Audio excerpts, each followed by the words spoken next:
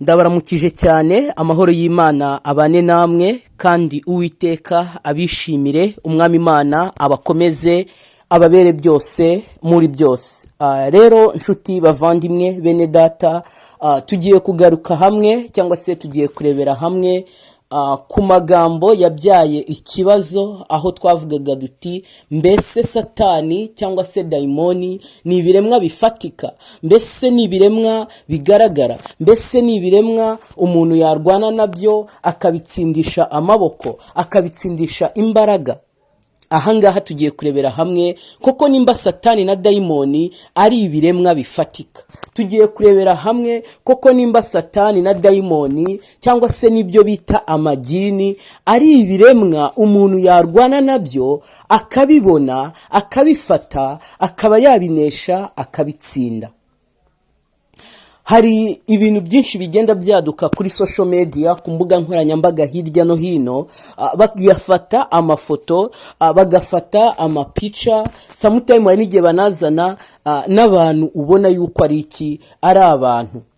Barangiza bakavuga ngo ngiyi ni dayimoni ngo twayibonye, ngiyi ni satani twayibonye. Bati uyu muntu mureba tubungubu mureba ati ni satani, ati uyu muntu agerageza kwiyoberanya akihinduranya, ati akaza agacumbika, yamara gucumbika ati ninjoro ijoro ryaba rikubye, ijoro ryaba riguye, ati yarangiza agafata bamucumbikiye akabarya. Ati uyu muntu mureba, ati dayimoni mureba, bati itunzwe no kubirya iki abantu.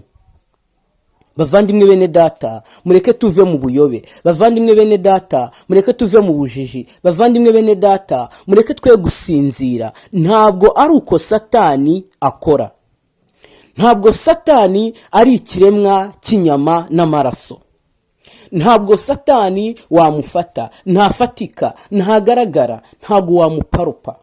Ubundi iyo tuvuze palpation cyangwa se guparupa, it's like kumva, ni ugufata ugakanda. Iyo bari muri palpation cyangwa se iyo bari guparupa, baba bari kumva icyo bita consistency. Ahangaha abantu b'abaganga ndetse n'abavuzi b'amatungo baraza kuza kubyumva. Iyo umuntu ari guparupa ikintu, ni ikintu yabashije gufata, ni ikintu yabashije kureba. Satani rero ntago wamufata, ntago wamuparupa, ntiwakumva icyo akozwemo, ntiwakumva amatsiyeri imugize, ntiwakumva amagufa amukoze. Satani ndetse nta nubwo wakumva impumuro ye. Satani ndetse nta nubwo wakumva umurindi we uko agenda.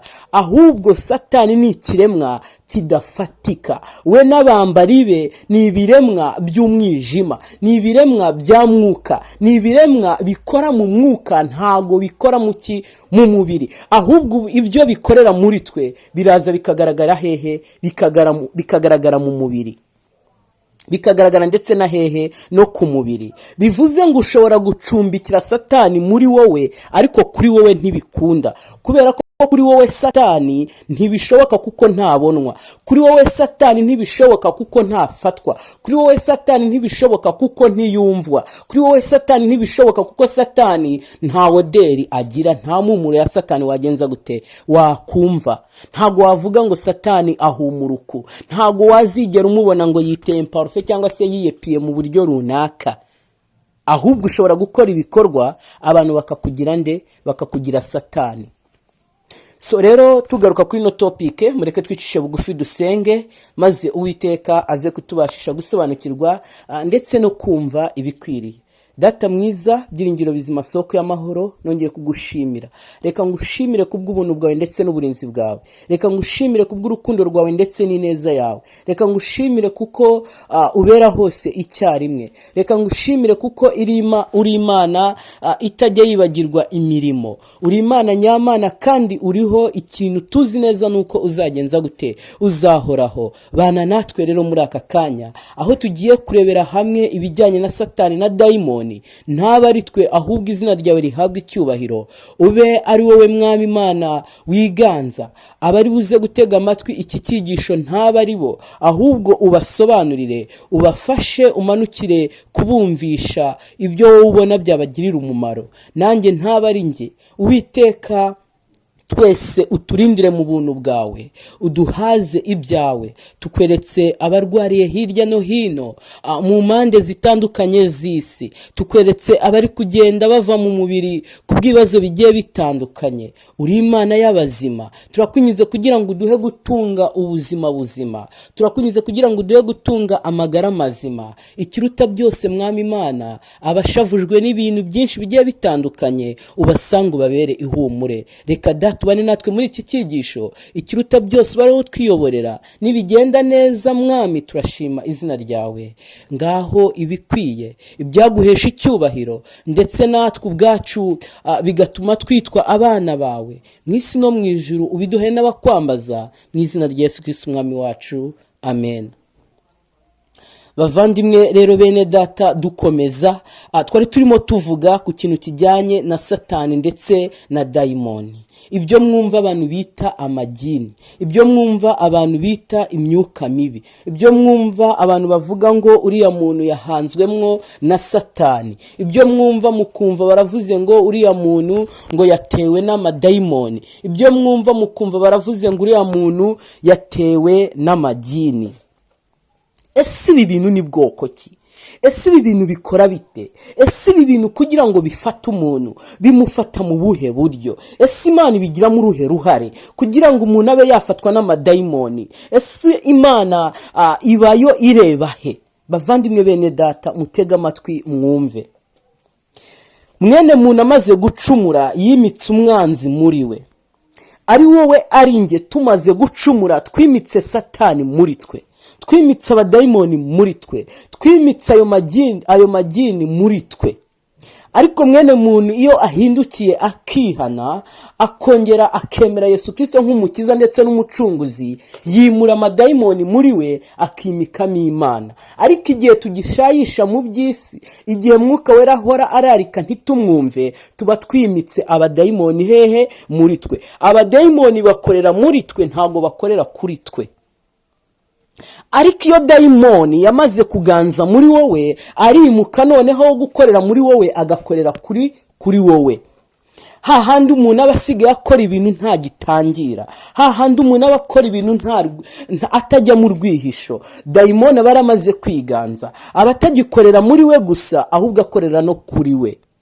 Bavandimwe bene data, Satani n'abambari be ni ibiremwa bikomeye cyane by'umwijima, kandi ni ibiremwa bifite imbaraga. Ntabwo ari ibiremwa by'inyama, ntabwo ari ibiremwa by'amaraso, ntabwo ari ibiremwa by'umubiri. Niyo mpamvu dukwiye kuva mu rujijo. Ntabwo dushobora kurwana na Satani, ntabwo dushobora guhangana n'abadayimoni, ntabwo dushobora guhangana n'amagini dukoresheje izi mbaraga zacu z'umubiri. Nta nubwo dushobora kubamagana tubasunitse, kuko ntibakorwaho. Ibyo byose bishoboka binyuze hehe? Mu masengesho. Kuko Satani ni ikiremwa cya mwuka. Imaje ya Satani ntibaho, imaje y'Imana ntibaho, imaje ya Yesu Kristo ntibaho. Bakora amafoto agiye atandukanye, ariko biriya bivana na understandings z'abantu, bivana n'ibyo twita feelings, uko abantu bari kumva ibintu, uko abantu bari kugenda batekereza ibintu. Ariko ishusho ya Satani ntibaho, ishusho y'Imana ntibaho. Ariko kubera ibikorwa by'Imana, kubera ibikorwa bya Satani, umuntu yicaye ashobora kugenza gute? Ashobora kwimagina, ashobora gukekeranya, akavuga ati niba Imana ari nyarukundo, ibeshaho, ikiza, iseka, ifasha, izura, akaba yayitekereza muri feelings, akayishyira mu bwonko bwe, agatekereza, akimagina, akavuga ati byanga byagakunda Imana yabimeze uko. Niba Satani ari umwicanyi, ari umugome, ari umugambanyi, ari utuma abantu bakora ibintu bibi n'ibiki byose, umuntu yicaye ashobora gukora imaje ya Satani, akayikreatinga, akayisiga, cyangwa se akagira ate, akayigaragaza.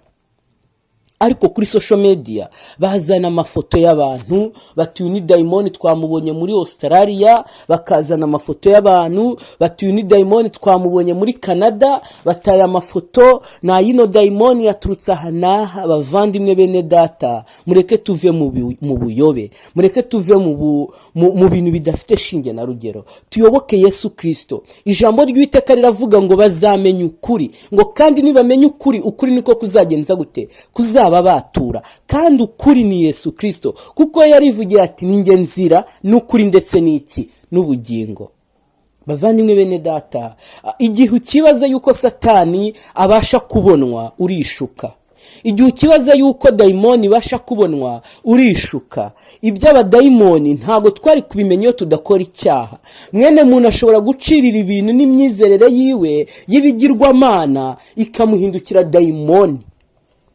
Icyo gihe uyu muntu akorana n'ibintu nk'ibyo ngibyo biramukoresha bikanamukoreramo. Aho ngaho ibyo bintu ntabwo birwanywa, ntabwo aho ngaho ibyo bintu wabyimura, ntabwo aho ngaho ibyo bintu wabisunika, ntabwo aho ngaho ibyo bintu wavugana nabyo, nta nubwo byakumvira, kuko ni ibiremwa bya mwuka, bivuga bikorwaho, bibasha kwirukanwa biciye mu mwuka, kuko umwuka niwe ubasha kugenza gute? Kubirwanya. Biriya rero ntabwo ari umwuka, ubwo ni imyuka, kuko ntibavuga umwuka w'abadayimoni, ahubwo bavuga imyuka y'iki? Y'abadayimoni. Nshuti bavandimwe bene data, nakamuwa mukwiye kugenza gute? Kugasobanukirwa ndetse no kugenza gute? No kukamenya. Imyuka y'abadayimoni itsindwa na mwuka wera. Haleluya. Bavandimwe, ntabwo Satani twamutsinda binyuze mu mbaraga z'amaboko, ntabwo twamutsinda binyuze mu mbaraga z'umubiri, ntabwo twamutsinda binyuze mu masasu, ntabwo twamutsinda binyuze mu bikoresho ibyo ari byo byose, kuko Satani ntaboneka, ntafatwa, ntazwi. Imagination y'abana b'abantu bashobora gukeya ishusho bagashyira hariya batuye ni Satani, ariko mu mubiri Satani arashoboka. Ushobora gucumbikira Satani muri wowe, ushobora gucumbikira Satani mu ntekerezo zawe, ushobora gucumbikira Satani mu mibereho yawe, ariko Satani ku mubiri wawe ntabwo agaragara. Ariko Satani iyo amaze kwiganza muri wowe, ibikorwa byawe bigaragaza yuko muri wowe harimo nde? Harimo Satani. Ibikorwa byawe ushobora kubikora kubera ko Satani yarenze ikigero cyawe, wabaye recessive, ukaba wakora ibikorwa noneho binagaragaza Satani kuki? Ku mubiri wawe. Ariko Satani yari muri wowe, ushobora no gukora ibya Satani, abantu bakavuga ati maybe uriya muntu yacitswe. Bavandimwe bene data, icyo navuga nuko Satani atari ikiremwa nk'ibiremwa bindi tugenje gute tuzi. Ntago twamurwanya binyuze mu mbaraga, ahubwo mu masengesho niho atsindirwa. Mureke twiyambaze Uwiteka kugira ngo atubashishe gutsinda umubi, mu izina rya Yesu Kristo umwami wacu. Amen.